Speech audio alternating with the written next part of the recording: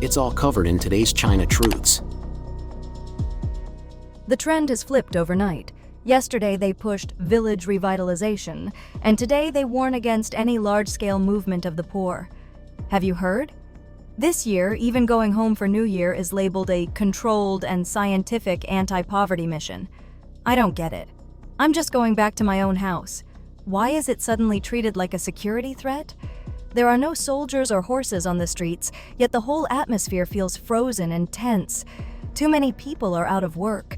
No one imagined unemployment would hit this level, or that an entire era of opportunities would vanish so brutally. Rent is a burden, living costs are crushing, and soon many families won't even be able to pay their children's tuition. People don't want to work because there are no jobs. Growing crops is becoming the only way to survive. But where does money come from? Guangzhou is running out of ways to help migrant workers survive. Many are heading back to Hubei in huge waves. Today, every long-distance bus is packed with people fleeing the city. We must leave soon. Look, even the armed forces are fully equipped. If migrant workers return to the countryside on a massive scale, Beijing knows what that means. The CCP never gave them the social safety nets needed to settle in cities. No hukou, no schooling, no long-term security. This year's economic collapse pushed people to go home 3 months earlier than usual, and the Ministry of Agriculture even issued a warning: prevent a large-scale return-home wave. The garment factories are emptying out. Low prices once seemed harmless, but now wholesale markets are dead. Bosses refuse to produce inventory. So workers sit for months with no jobs. With no improvement before the new year, tens of thousands walked away early. People think factories are busy because they can't hire enough workers. Wrong. Business isn't booming. Workers have already left. In the countryside, there are no cattle left to work the fields, so people must plow the land by hand. The Spring Festival issue is no longer about transportation. It's about the survival of the entire city. Construction jobs are gone, service jobs are shrinking, and real estate, once the backbone, has collapsed. At Chengdu railway station, crowds of migrant workers sit on their luggage, defeated. If they could earn a decent living, who would rush home now? The working class is fading, and a new class, the forced returnees, is rising. Look behind you. Endless crowds with giant bags of trudging home. Uncle, are you happy? Happy? How? If I stay home, I must go out to make money.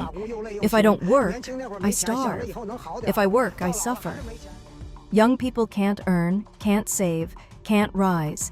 They can only buy the most basic tools to survive another day. Even early in the morning, people won't buy breakfast. Every yuan must be stretched again and again. At 6:30, the bread truck finally opens, but fewer than 20 people can afford anything. Everyone stands there, dazed, waiting. The moment a recruiter shows up, the crowd charges like a desperate storm. For just 150 yuan a day, sometimes even less, they fight for scraps. And the worst pain?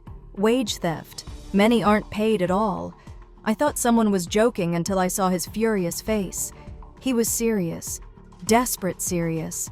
7 years working here, and nothing has improved. By 7:30 a.m., no one can sit still.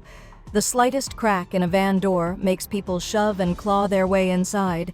Recruiters scream at them to get out. Dignity has vanished. This is a world most people never see, but for millions, it's their everyday reality. Suffering shouldn't be romanticized, but it must be witnessed. We cannot only talk about unemployed graduates.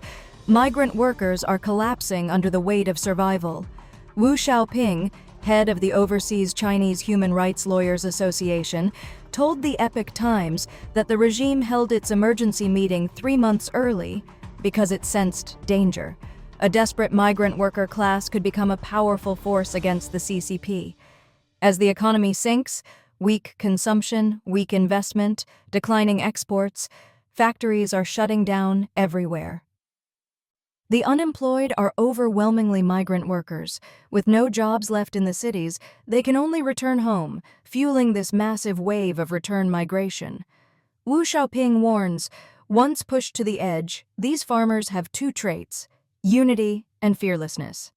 Incidents from Hainan to the soy sauce protests already showed their rising resistance. Remember, what they say is fake. What they do is fake. I was told everything was fake. So tell me, if war breaks out, would you rush to the front line? You didn't call me when you were eating. You called me when you were brushing your teeth.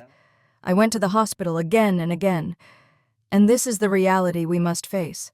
The doctor told me I was falling apart day after day, but I had no regrets. I had already been pushed into this corner. I kept going to the hospital, asking what was wrong with me, yet the only answer was, "You're in trouble every single day." What does that even mean? And then this morning, news exploded on WeChat. Something happened inside Changsha's Wanda building. I believe it, because today, everything feels like it's tipping over. Have you noticed how the tone of the entire society suddenly shifted? Yesterday, the TV was preaching strong agriculture and rich agriculture. Our people once believed it. Now, no one buys it anymore. Rural revitalization, green ecological farming? Stop saying it. If they keep repeating these slogans, no one will be left in the countryside. Look at every big meeting.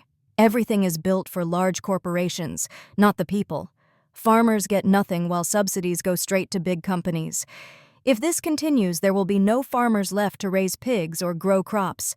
Imagine this. People burn corn cobs instead of firewood because cobs are 4 cents a kilo, while cardboard is 6. We fed pigs for half a year and still lost 200 yuan, with zero compensation. Big companies get subsidies, small farmers get crushed. How is this not absurd? 68 yuan for a meal, and somehow we convince ourselves it's good. People work 14 to 15 hours a day, exhausted, broken, barely surviving. How much do they earn after a full month? They don't even know, because their wages never arrive. Most only get a tiny living allowance. How much? Just enough to stay alive. And on top of that, online media no longer dares to touch 3 topics: late Qing history, early Republic history, and the Pacific War. Why? Because in the late Qing, the ruling class thrived while the people suffered under crushing indemnities. Yet even that wasn't enough to shake them.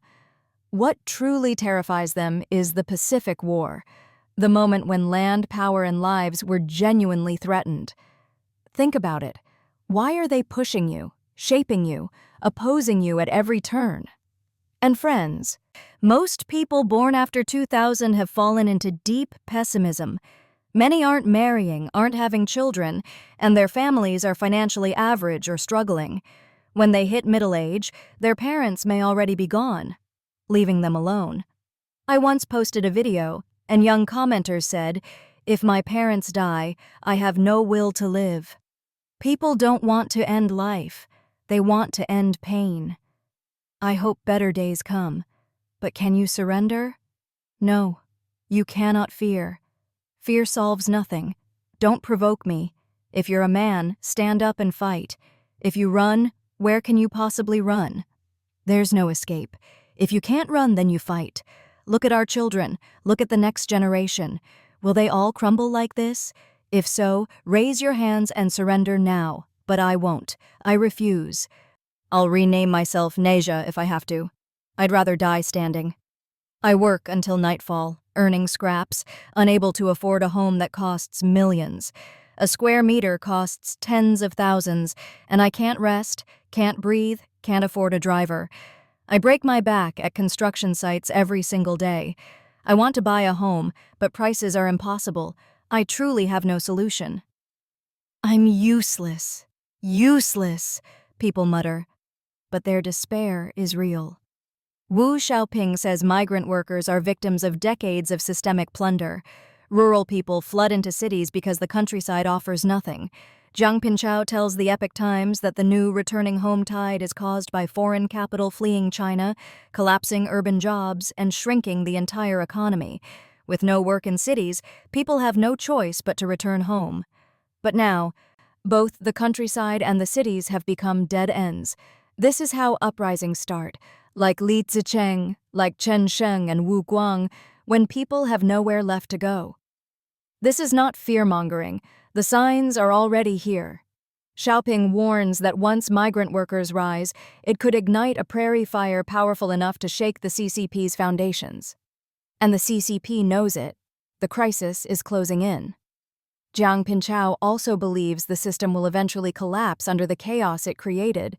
China's economy is collapsing before the world's eyes, and the so-called Chinese dream is quietly falling apart. Factories are shutting down one after another, leaving millions with no work and no path forward. The real estate sector, once the pride of national growth, is now a graveyard of unfinished buildings and bankrupt developers. Local governments are drowning in debt, unable to pay salaries or keep basic services running. Ordinary families are losing hope as savings evaporate, jobs vanish, and prices soar. The promise of prosperity has faded. What remains is a nation struggling to hold itself together amid an unstoppable decline. Please share your thoughts in the comments section below. We will keep reporting on the COVID surge in China, so don't forget to subscribe to our channel and turn on the notification bell to get the latest videos. And thank you for tuning in.